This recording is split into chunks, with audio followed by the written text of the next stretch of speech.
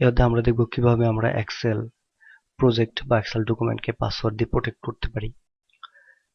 Save করা বা unsave করা কোনো এক্সেল ডকুমেন্টকে পাসওয়ার্ড দ্বারা প্রোটেক্ট করার জন্য অফিস বাটনে ক্লিক করুন। সেভ অ্যাজ আইকনটিতে ক্লিক করুন, অর্থাৎ সেভ অ্যাজ এর ভিতরে যে অপশনগুলো আছে এই অপশনে না এসে জাস্ট সেভ অ্যাজ আইকনটিতে ক্লিক করুন। নিচের দিকে থাকা টুলস মেনুতে ক্লিক করুন, জেনারেল অপশনে ক্লিক করুন, পাসওয়ার্ড টু ওপেন বক্সে পাসওয়ার্ড টাইপ করুন, ওকে ক্লিক করুন। সেই সেম পাসওয়ার্ডটি আবার টাইপ করুন, যে পাসওয়ার্ডটি আপনি একটু আগে টাইপ করেছেন এই জায়গাতে, অর্থাৎ পাসওয়ার্ড টু ওপেন বক্সে যে পাসওয়ার্ড টাইপ করেছেন সেই পাসওয়ার্ডটি আবার টাইপ করুন, ওকে ক্লিক করুন।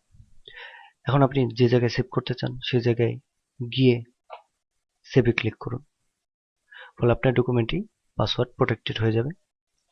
এবার আমরা দেখব ওপেন করে সেই পাসওয়ার্ডটি ওপেন করার সময় কিভাবে ওপেন হয়। আমরা এই পাসওয়ার্ডটি ওপেন করব।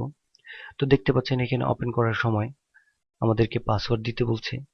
পাসওয়ার্ড ছাড়া যদি ওপেন করতে চাই আমাদের মেসেজ দিবে the password you supplied is not correct. তো আমরা যখন সঠিক পাসওয়ার্ডটি টাইপ করব তখনই কেবল আমরা ডকুমেন্টের ভিতরে প্রবেশ করতে পারব। তো দেখতে পাচ্ছেন পাসওয়ার্ডে প্রবেশ করে গেছি। যদি আমরা পাসওয়ার্ডটি বাতিল করতে চাই তাহলে পুনরায় অফিস বাটনে ক্লিক করে সেভ এস আইকনটিতে ক্লিক করে টুলসে ক্লিক করে জেনারেল অপশনে ক্লিক করে পাসওয়ার্ডটি মুছে দিতে হবে।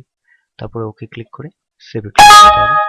যদি ইয়েস নো আসে তাহলে ইয়েসে ক্লিক করতে হবে, ফলে আমাদের পাসওয়ার্ডটি বাতিল হয়ে যাবে। আশা করি বুঝতে পেরেছেন। ধন্যবাদ।